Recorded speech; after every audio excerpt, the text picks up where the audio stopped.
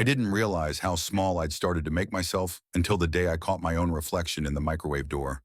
Shoulders hunched, jaw clenched, looking like someone quietly waiting for permission to breathe. That moment hit harder than any argument ever had. It was the first time I saw what my relationship with Melissa had really done to me, and it made something in my chest twist. Most days, my routine was simple. I worked long shifts at a landscaping company, came home tired, and tried to keep the peace.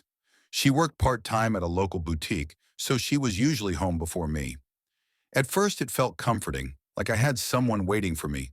But little by little, that comfort turned into a kind of supervision I never asked for. It started with comments that sounded harmless. "You're late. Again.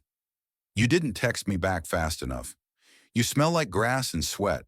Can you shower before you touch anything?" Things like that chipped at me, but I told myself she was just particular, maybe stressed. Everyone has their quirks, right? But then she began monitoring tiny things. Which brand of soap I used, how I folded my shirts, how many minutes I spent showering, why I chose a certain snack instead of another. Nothing I did seemed right. Even normal habits turned into issues she needed to fix. And she always delivered those criticisms with this soft, disappointed voice, as if I'd let her down personally. Her favorite line became, "I'm only trying to help you be better." And for a while, embarrassingly, I believed her. The real tension kicked in when she started making decisions for both of us without even mentioning them. She'd volunteer me to help her friends move. She'd sign us up to babysit her niece. She'd tell her mom I'd fix things around their house, all before asking me if I had time or energy. Whenever I tried to push back, she flipped it. "So you don't care about my family? You're being selfish. I do it for you without complaining." And somehow I always ended up apologizing. One night after a long day hauling mulch in the sun, I came home to find she'd rearranged the entire apartment.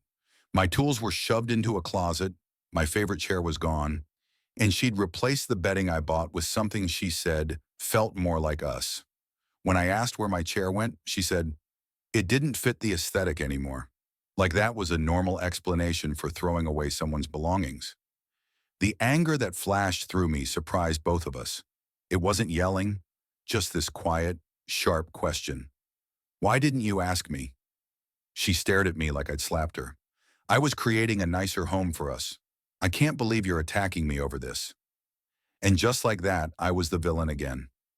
Over the next few weeks, the air in the apartment felt heavy. She criticized more. She nitpicked faster. She acted offended at things no normal person would care about. I felt like I was tiptoeing through my own life, trying not to break any invisible rules. But the moment that really set everything in motion was small and stupid, which somehow made it feel worse. I'd stopped at the store after work and grabbed Melissa's favorite iced tea. When I handed it to her, she didn't even look up from her phone. She took it, opened it, sipped it, and said, "You should know I like the peach flavor now. Do you ever pay attention?" Not thank you, not even a glance. Just that soft little stab of disappointment she used like a scalpel. I felt something inside me harden, quietly, cleanly. For the first time, I didn't swallow it. I didn't apologize. I just said, "Yeah, I pay attention." And in that moment, I knew something had to change. I wasn't sure what yet, but the switch had flipped. I was done being shaped like clay in her hands. The revenge didn't begin that day, but the awareness did, and that was enough to start everything that followed. The shift in me was subtle, but Melissa sensed it faster than I expected. Maybe it was because I stopped trying to win her approval. Maybe it was because I didn't rush to fix my tone the second she sighed. Whatever it was, she noticed, and she didn't like it. At first, she tried to reel me back in with sweetness. She suddenly became affectionate again, telling me she missed the old you. She made dinner twice in 1 week, which was practically a holiday miracle. She even left little notes in my lunch, cute on the surface, but each one carried a hint of guilt. "Thanks for putting up with me. I know I'm a lot. Sorry if I get emotional. It's just because I love us so much." It was classic Melissa, wrapping control in softness. But underneath the sugar, her frustration grew. Every time she tried to micromanage something, and I didn't immediately fold, she tightened her grip. She began asking where I was at all hours. She'd text me 3 times in a row if I didn't respond fast enough. She'd question who I was with, even if it was just my brother or a coworker. One night, she went through my laundry basket and pulled out jeans with grass stains from work. She confronted me like she'd found evidence of an affair. "Whose house were you at? These weren't this dirty yesterday." "Melissa," I said, exhausted. "I work outside. Dirt happens." But she didn't drop it. She followed me into the kitchen, her voice sharpening with each sentence. "You think I'm stupid? You've been distant. You barely talk. And now you come home looking like this?" It didn't matter what proof I gave her. Logic wasn't the point. Control was. The breaking point came a week later. I had picked up an extra shift because one of the older guys on our crew needed time off for a medical appointment. When I told Melissa I'd be late, her reply pinged back instantly. "We need to talk. Come home early." I told her I couldn't. She insisted. I said I wasn't abandoning the shift. By the time I finally got home, sweaty and sore, she was pacing the living room. The look on her face made my stomach tighten. She held up my phone bill. "You called your sister during lunch and didn't tell me." I stared at her. "Why would I need to tell you?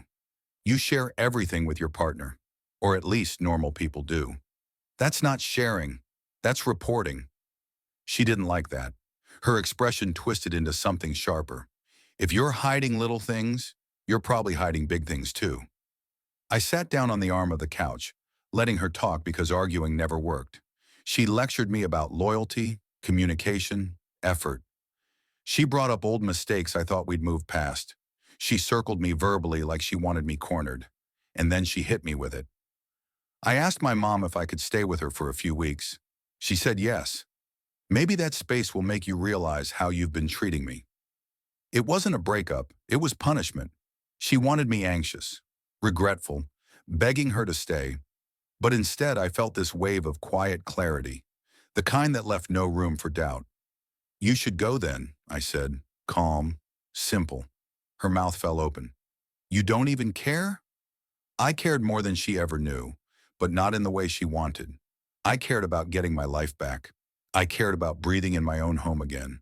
I cared about not feeling monitored like a child being graded. She waited for me to apologize, to reach for her, to say something that gave her the upper hand again. I didn't. "I'll pack," she said stiffly. "You'll regret this." Maybe I would. Maybe I wouldn't. But at least the air felt lighter with each item she shoved into her bag. She slammed the door behind her, expecting me to chase her. I didn't move, and in that stillness, I made a promise to myself. This time, I wouldn't let her rewrite the story later. I wouldn't let her spin this into something where I ended up the villain. If she wanted to play games with consequences, I could play too, quietly, patiently, and with both eyes open. Because I was done tolerating anything less than basic respect. And I knew Melissa well enough to be sure. Her leaving wasn't the end of the storm. It was the start of the part where she'd show everyone her true colors. The first few days after Melissa left were strangely peaceful. I could breathe in my own apartment again. No commentary about my shirts. No interrogations about my lunch breaks. No silent treatments that lasted just long enough to make me apologize. For the first time in a long time, I came home and actually felt home. But with Melissa, silence never lasted. On day 4, my phone started lighting up. "You okay? I'm worried about you." "Are you eating?" "You forget sometimes." All soft touches meant to make me lean on her again. When I didn't respond, the tone shifted. "So this is how you treat someone who loves you? I guess you never cared, huh? Everyone can see how cold you are." I didn't reply to any of it. I didn't need to, because now I knew exactly what she'd try next. She'd run to her circle and start painting herself as the heartbroken victim, while quietly implying I was inattentive, unreliable, or unstable. So this time, I prepared. Not by setting traps or arguing with anyone, just by being smart, observant, and patient. First, I gathered what I already had. Messages, screenshots, voice notes. Not to use as ammo, but to protect myself in case she tried twisting the story. Melissa had a habit of rewriting history until she believed her own edits. Next, I stopped reaching out to her mutual friends. Instead, I stayed polite but distant. If someone asked how things were going, I kept it simple. "We're taking some space. I hope she's okay." Never a negative word, not one. People remember calm more than they remember noise. Meanwhile, Melissa did exactly what I expected.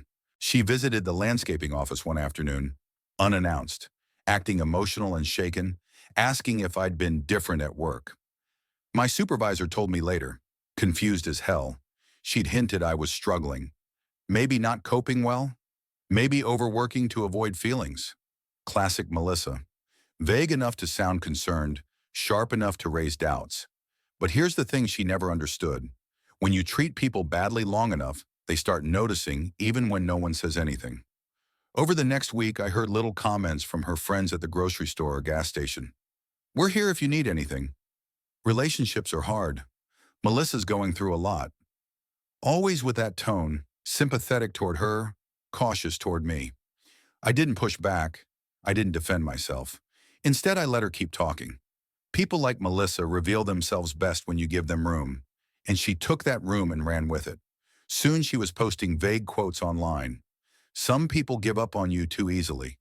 Never pour into someone who leaves you empty.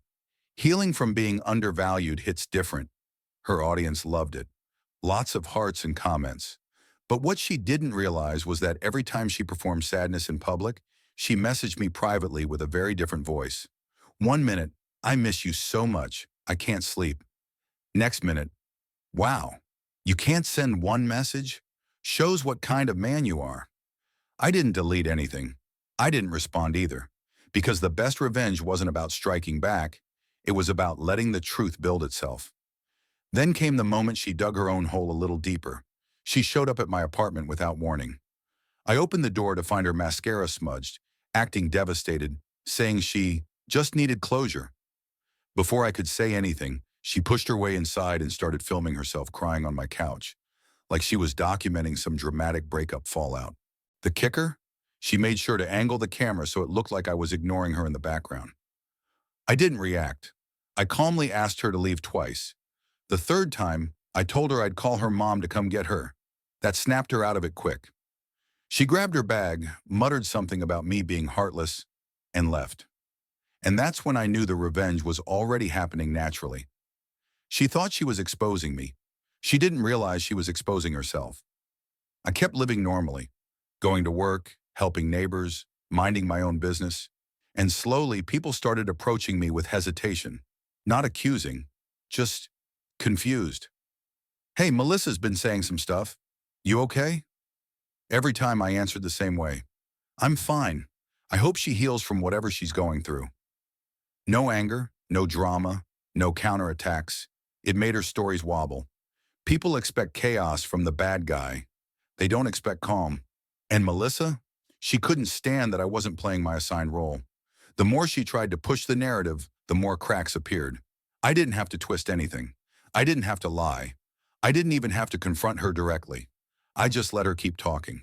Because sometimes the smartest revenge is simply letting someone show the world exactly who they are when they think no one's paying attention. Next came the moment everything tipped, and that's when the fallout truly began. The tipping point came on a Saturday morning when I stopped by the diner where Melissa's cousin worked. I wasn't looking for drama. I just wanted pancakes after a long week. But the second I walked in, her cousin Jenna waved me over with this uncomfortable look. We need to talk, she said quietly. My stomach tightened, but I nodded. She lowered her voice. Melissa's been telling the whole family you yelled at her, slammed doors, scared her. Stuff that doesn't sound like you. There it was, the story she'd been trying to build. I didn't argue. I just took out my phone, scrolled, and handed Jenna the stack of messages Melissa had sent. The guilt trips, the mood swings, the accusations, the video she'd taken of herself crying while ignoring the part where she pushed inside uninvited. I told Jenna, this is the reality. I don't want trouble. I just want out. She read silently for a long moment. Then she shook her head. This isn't okay. I'm sorry she dragged you into this. I left it at that. No ranting, no bitterness, just facts. What I didn't expect was what happened next. Within a couple of days, her family started pulling back from her, not attacking her, just creating distance. When people called, they were noticeably quieter, less supportive, less eager to feed into her narrative. The sympathy she'd been collecting started drying up, and Melissa noticed immediately. She showed up at my place again, not crying this time, but angry. "You've been talking about me behind my back." I kept my voice calm. "I showed your cousin the messages you sent. That's it." "You're making me look crazy," she snapped. "I didn't make anything," I replied. "I just stopped hiding what you already did." That hit harder than yelling ever could. She froze like she didn't recognize the version of me standing in front of her. The one who wasn't apologizing, shrinking, or trying to soothe her emotions. After a long silence, she said, "You'll regret making enemies out of people who care about you." "I'm not your enemy," I said. "I'm just done." She stormed out, but for the first time, the slam of the door didn't rattle me. It felt like punctuation, the end of a sentence I'd been trying to finish for months. Over the next week, everything unraveled for her without me lifting a finger. People asked questions she couldn't answer. Her stories didn't line up. The sympathy posts dried up. The comments on her dramatic quotes turned into awkward silence. Her own friends started telling her to stop posting and focus on healing, which was polite code for "you're making this weird."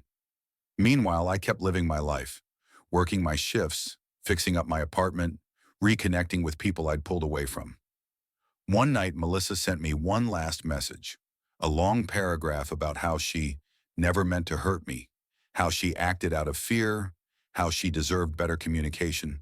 And then the final line, "Maybe in another life we could have worked." I read it twice, not because it moved me, but because it made something settle inside me. I finally understood that I'd spent so long trying to be manageable that I forgot what it felt like to be myself. I typed back one sentence. "I hope you find whatever piece you're missing. No anger, no blame, just closure." She didn't reply. In the weeks that followed, I rebuilt my routines without the constant pressure. I got my chair back, literally found the same model from a secondhand listing. I cooked meals that didn't need approval. I laughed more. I slept better. I made space for things that felt like mine again. And the moral wasn't grand or poetic. It was simple. Love doesn't require shrinking. Respect doesn't need policing. Real partners don't break you down to feel bigger. And revenge, the quiet, steady kind, doesn't always look like payback. Sometimes it's just telling the truth and letting the world see the difference between the life you had and the life you're choosing now. And choosing myself turned out to be the clearest revenge I could have asked for.